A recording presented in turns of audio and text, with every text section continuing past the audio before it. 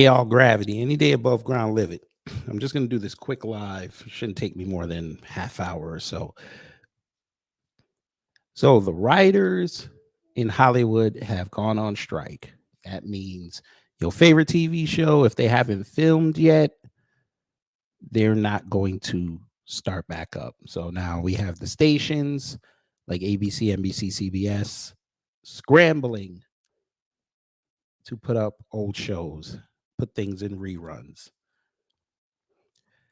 So we've gone to 15 years later because there was a strike earlier in the mid 2000s.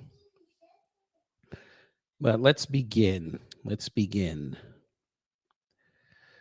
Via NBC News, fair use.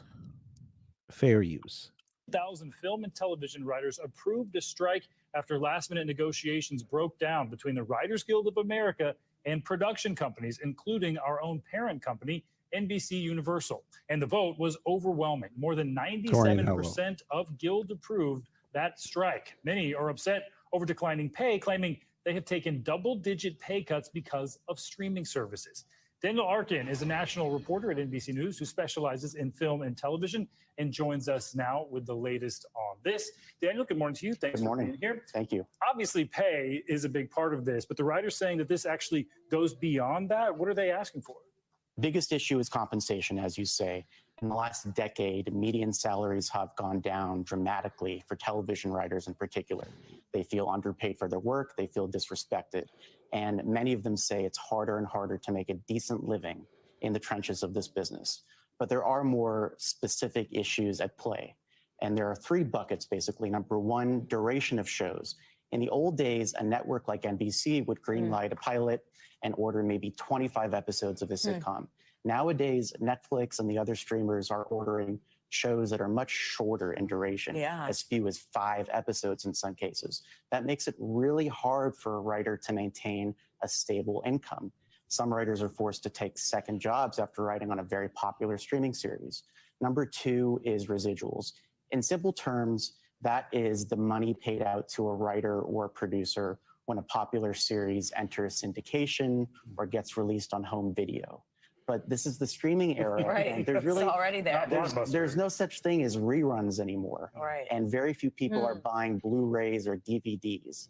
And so when Stranger Things, for example, premieres exclusively on Netflix, that's where it lives forever. It's not being syndicated. For the most part, it's not doing gangbusters in DVD sales. So the writers who might have made a small fortune off of a show like Seinfeld in the 90s or The Big Bang Theory in the 2010s are not seeing those checks coming in. The third piece, and the one that's really interesting to me, it's sort of forward-looking, artificial intelligence. There is a real fear in all creative, artistic professions that things like ChatGPT could one day replace human writers. This is a hypothetical right now, but there is anxiety that an entertainment company or a studio that is desperate to cut costs might consider that. And so what this guild is asking for is some assurances and specifically regulation over AI. God, isn't AI? I mean, it's just changing everywhere. Everything. Yeah, unbelievable. I had a shoot at the MoMA yesterday, and in the lobby, there's this massive screen that everybody, I mean, the largest crowd, to be frank, at the whole museum was crowded in front of. And we're like, what is this? What's going on? AI, just AI generated, ever evolving art. You're just like, how does this keep changing every industry? It's really, really something to see. Daniel, let's talk about what this feels like for somebody at home. So we've heard, right away, late night shows essentially are going dark. They have those daily writers and, this didn't work out, so they're not coming to work. What does it mean for longer term? Shows that maybe haven't gone into production yet, or movies, that kind of thing. What are we going to actually see on our screens? That's a great question. It's important to look back to the last major writer's strike. That was the end of 2007 to the beginning of 2008, 100 days. That meant that most late night shows were dark or not working with writers during that time, but it didn't last long enough to have a wider, more cascading effect on the industry at large. If this is a long strike, 100 days or more, it is possible that shows that were planning on starting production at the end of the summer or early fall might be forced to delay those plans. And that would sort of create this domino effect on the industry at large, pushing releases both in film and television into next year, maybe the year after that. It also would have a harmful effect on a lot of local economies, places where the film industry is shooting, where it does business. A lot of people are worried, both writers and the studios, that if this is a dragged out strike, it's a tsunami on the whole business. Oof. All right, just at the very beginning of it, had a bit of a preview for what happened in 08. We'll see what happens with this one. Daniel.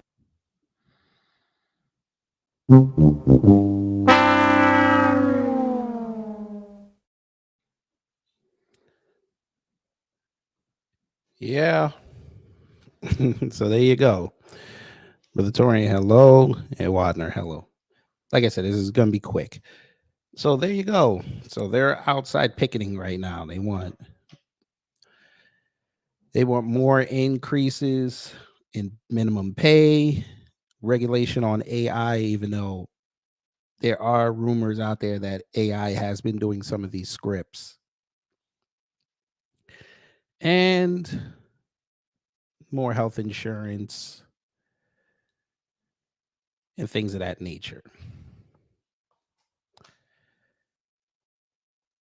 But they mentioned the 2007 strike. So let's take a look at that. And yes, this has reverberating consequences around the world. Yes, it does. It's just funny that they had their strike the day after the Met Gala.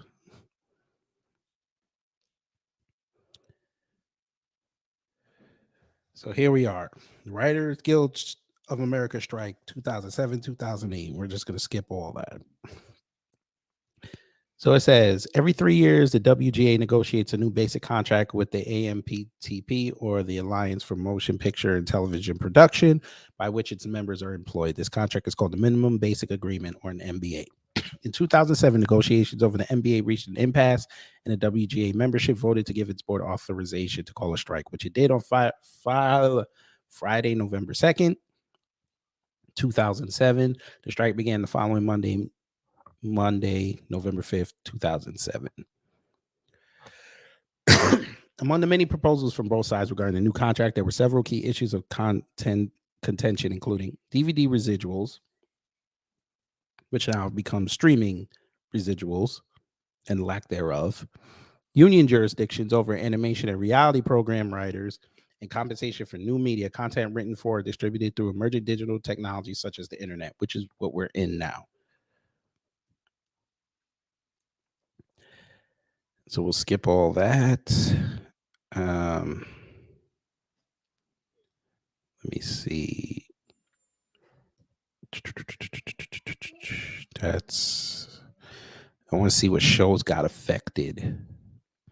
Effect on television. Because production ceased on all scripted television programming, hundreds of thousands of support staff were laid off by the studio. The AMPTP estimated that WGA writers and crew members in the IATSE union lost $342.8 million in wages.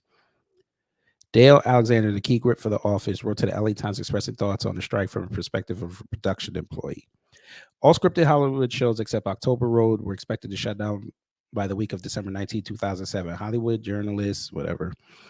Of the big four networks, CBS, ABC, NBC, and Fox, NBC had the most severe ad shortfall as its primetime ratings declined sharply. None of its new shows achieved breakout success. Moreover, during 2007, NBC saw its primetime 18 to 49-year-old viewership drop by 11%. CBS dropped the same demographic by 10%, and ABC lost 5%. Fox executive Peter Chernin suggested the strike is probably a positive for the network, as he expected its non-WGA reality hit American Idol to do especially well given reduced competition.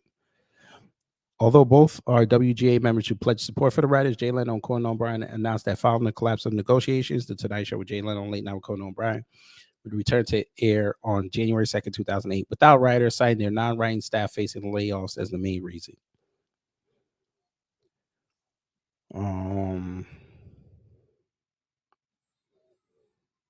Let's see.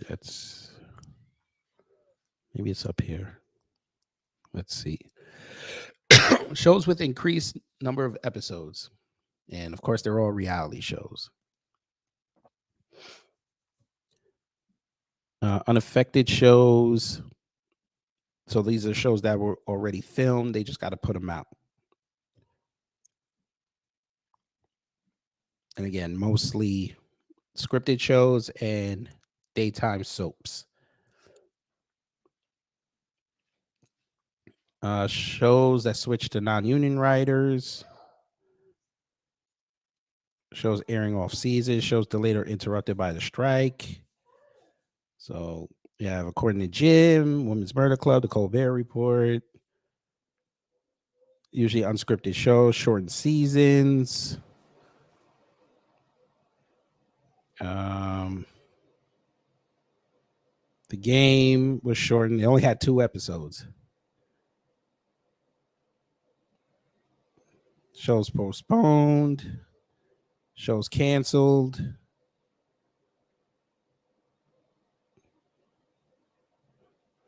So there you go. So it affects everybody.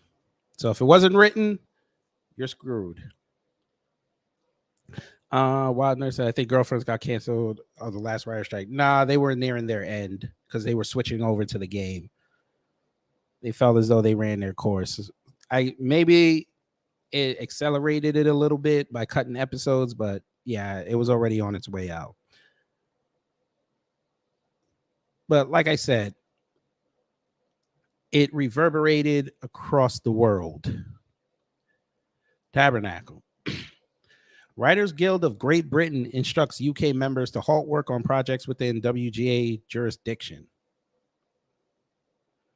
As strike action is set to get underway in Los Angeles and New York, the Writers Guild of Great Britain has officially instructed its members to halt work on projects within the jurisdiction of the Writers Guild of America.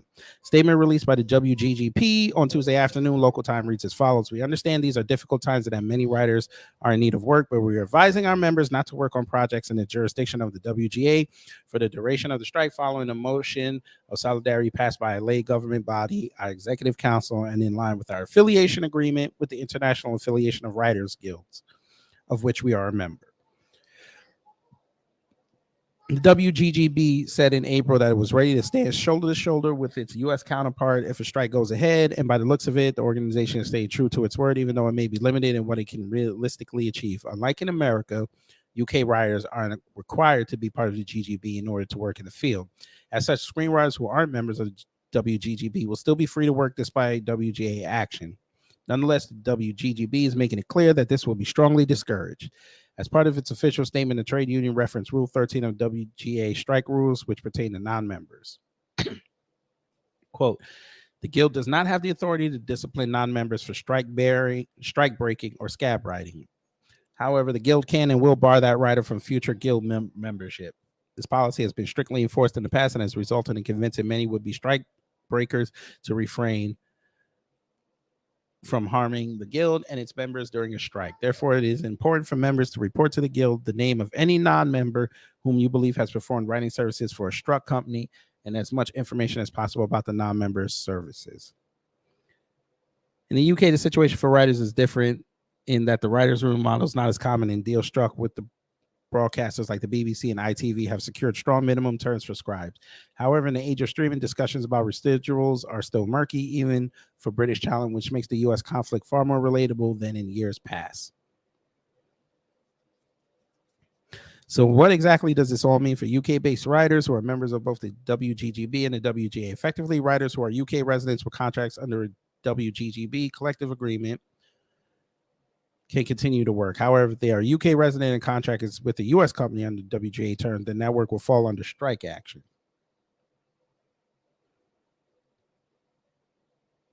Writers who are UK residents with a contract with a US company under terms outside of the WGGB or the WGA are advised to contact both organizations for more information. Lisa Holdsworth, chair of the WGGB, said, we know that strike action is a last resort and one that requires individual sacrifice. The resounding majority, blah, blah, blah. Well, I'm glad y'all partied last night because some of y'all ain't going to work this morning. All right. I mean, y'all shelled out $50,000 for a ticket to the Met Gala and $300,000 for a table. I'm just saying. Shout out to you. But there you go, family. That's basically the crux of what's going on. Let's see what Twitter's saying about this here strike. I'm quite curious. Quite curious. Let's see what they're saying.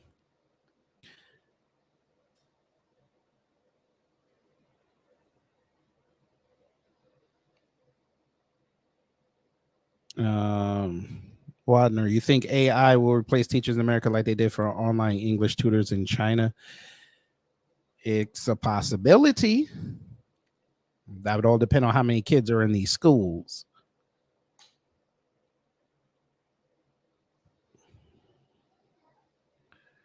But let's see. I support the writer's strike. Steve Carell calling in sick to not come into the set of The Office on the first day of the writer's strike. One of my favorite stories from that time period.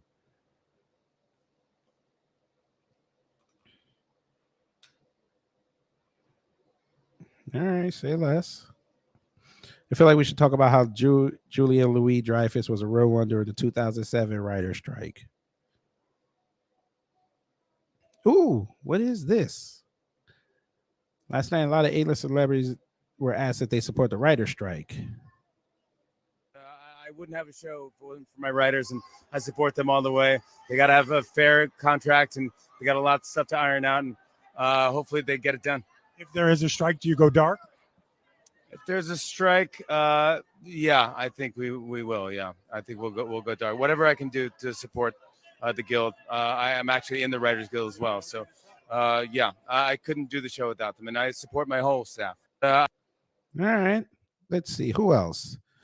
Quinta Brunson. We all are, but I support I'm a member of WGA and support WGA, and you know them getting what us getting what we need. So I hope that no one wants to strike, but I hope that we're able to rectify this, whatever that means. So yeah.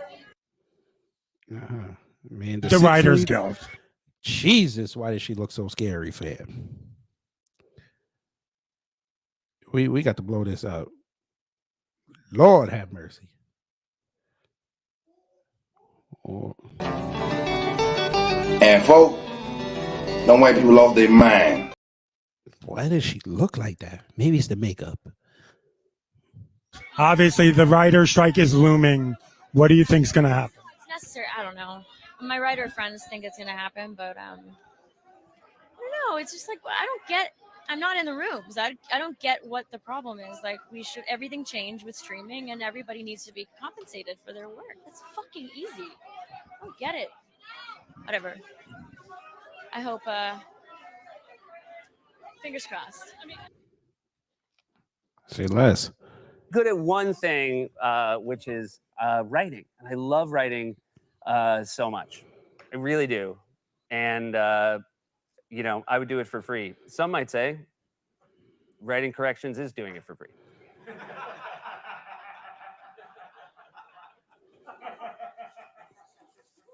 You might notice Pizza Hut's sponsorship ended at 1. I am deeply proud of the fact that I get to be a professional writer. And I bring this up because as of Monday at midnight, there might be a writer's strike. And if a writer's strike happens, that would shut down production on a great many shows. And I've been through this before in 2007, 2008. There was a very long strike when I was working at SNL, and it was really miserable. And it doesn't just affect the writers, it affects all the incredible non-writing staff on these shows. And it would really be a miserable thing for people to have to go through, especially considering we're on the heels of that awful pandemic that affected, obviously, not just show business, but all of us. And so I'm incredibly grateful that there are negotiators for both sides sitting and talking. I'm incredibly hopeful that they can come to an agreement. I also feel very strongly that what the writers are asking for is not unreasonable. And as a proud member of the Guild, I'm very grateful that there's an organization that looks out for the best interests of writers. So if you don't see me here next week, know that it is something that is not done lightly, and that I will be heartbroken to miss you as well. And let's just keep our you-know-whats and see me when you see me. All right. Well, we ain't gonna see you. Wanda Sykes saying Writers Guild on strike, showing how she was on the pickup line. What is this Negro wearing?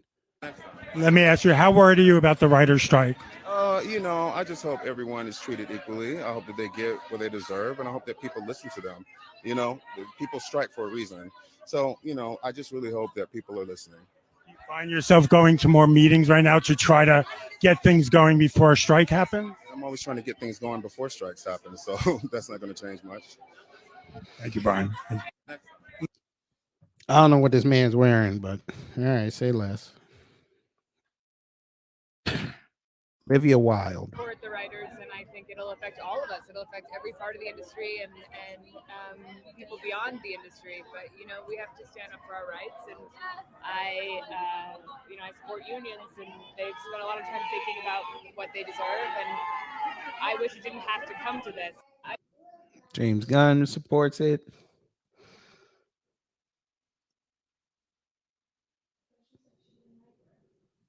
Edie Falco's not doing an appearance.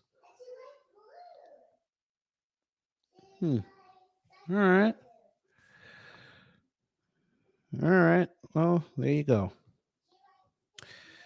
There you go. Hopefully you got something out of this.